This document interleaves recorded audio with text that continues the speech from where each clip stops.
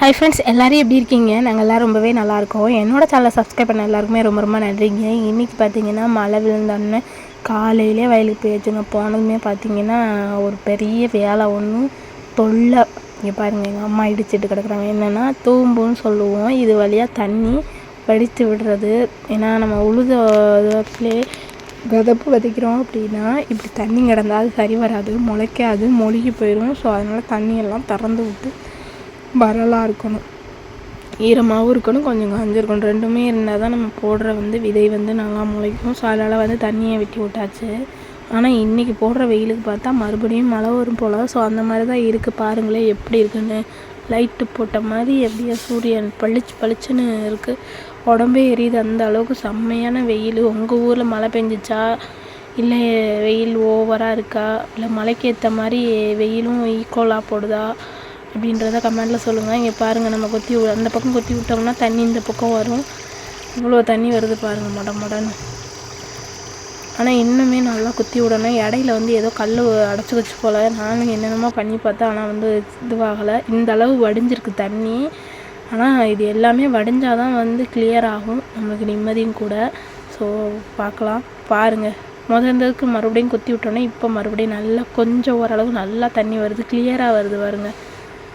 அப்புறம் பார்த்திங்கன்னா இது பக்கத்தில் உள்ள வயல். இந்த தண்ணியை இதுக்குள்ளே போய் இது வழியாக தான் வடியும். ஏன் அப்படின்னா இந்த சைடு அவங்களுக்கு பாதை கிடையாது, வரப்பு வெட்டி விட முடியாது வாமடையில். ஸோ அதனால் நம்ம வீட்டுக்குள்ளே வெட்டி விட்டு இந்த பக்கம் வடிஞ்சு இதில் வடிஞ்சு போகும். அதை முடிச்சுட்டு அப்படியே பார்த்திங்கன்னா எனக்கு ஒரு வேலை, வாட்டர் கேன் எடுக்கணும். வாட்டர் கேனும் போகணும் அங்கே இருக்குது. ஸோ அதை போய் எடுத்துகிட்டு வரலான்ட்டு போகிறேன். இங்கே பாருங்கள், எறும்பு. இது இதுக்கு முன்னாடி நம்ம வயல்கள் கடந்திருக்கோம். புளிய மரம் வெட்டினோம் இல்லையா, அந்த விறகு தான் பேலன்ஸ் விறகு. மழை பெஞ்சு ஊறி போச்சு. இந்த 2 கட்டை வீட்டுக்கு கொண்டு போகாமல் அப்படியே கிடக்கு. எப்படியாச்சும் வீட்டுக்கு கொண்டு போயிடணும். அப்புறம் பார்த்தீங்கன்னா அங்கே பாருங்கள் இருக்குது, ஆரஞ்சு கலரில் ஜூஸ் கிடையாது, வாட்டர் பாட்டில். அதை எடுக்க தான் போகிறேன். நீங்களாம் என்ன பண்ணிகிட்டு இருக்கீங்க? சாப்பிட்டீங்களா? எப்படி இருக்குது உங்கள் ஊரில்? வெயிலாக இருக்கா, மழையாக இருக்கா? இன்றைக்கி கிளைமேட் எப்படி இருக்குது அப்படின்றத கமெண்டில் சொல்லுங்கள். இது பார்த்திங்கன்னா புத்து, பாம்பு புத்து தான் அது.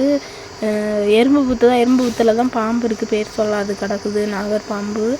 ஸோ நீங்கள் யாராவது பார்த்துருக்கீங்களா அந்த மாதிரி இருக்குது பாருங்கள். இது குறுகின பாம்பு, ரொம்ப குட்டியாக இருக்கும்.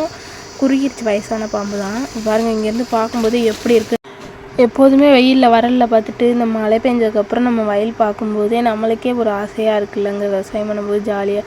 இந்த இடம் பார்த்திங்கன்னா நம்ம வாமடை மேலேருந்து தண்ணி கரையிலேருந்து அரிச்சு விழுகிறது. மழை பெஞ்சதும் எவ்வளோ மண் அரிச்சு கிடக்கு பாருங்கள். எல்லாத்தையும் வட்டி மேலே ஏற்றணும் அம்மாட்டி போட்டு.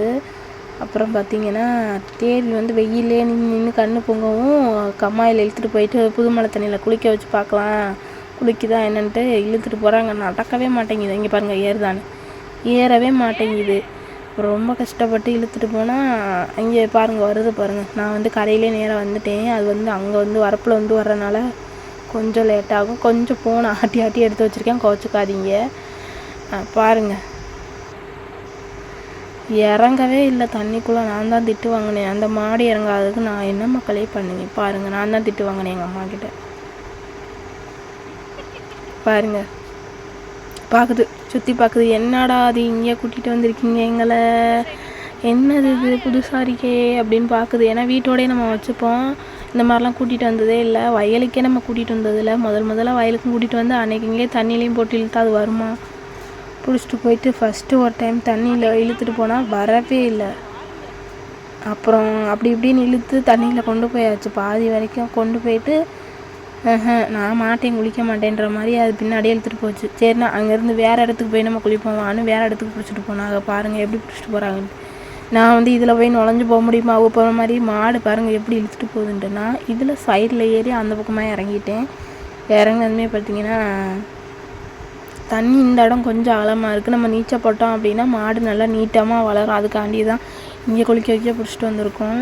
ஸோ உங்கள் ஊரில் உங்கள் வயல் காடு பக்கத்தில் இந்த மாதிரி கம்மாயோ குளமோ ஆறோ இருக்குதா? அப்படி இருந்தால் நீங்கள் மாடை தண்ணியில் விட்டு அடிப்பீங்களா அப்படின்றத சொல்லுங்கள்.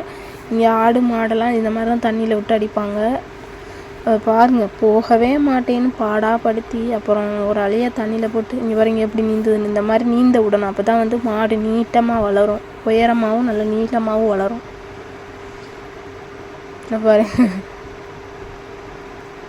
பாவம் இது ஃபஸ்ட்டு தானே மொதல் கூட்டிகிட்டு போயிருக்கோம், அதனால் இப்போ இன்னும் பழகலை. இனிமேல் தான் கொஞ்சம் கொஞ்சமாக பழகும். தண்ணி கண்டதும் பயம் அதுக்கு, பாவம் என்ன பண்ணும். அப்புறம் ஒரு வழியாக இது பண்ணிவிட்டு தண்ணியில் குளிக்க வச்சுட்டு பிடிச்சிட்டு வந்தாச்சு. இதில் ஏறுறதே பெரிய ஒரு இது பாருங்கள், தண்ணியை குடிச்சிக்கிட்டு வரமாட்டேங்குது. அப்புறம் ஒரு வழியாக மேலே ஏற்றி இழுத்துட்டு போயாச்சு. நான் ஏறிடுவேன், நீங்கள் ஏறுங்க 2 பேரும். தேவி 2 பேரும் பார்த்து ஏறுங்க பையன்.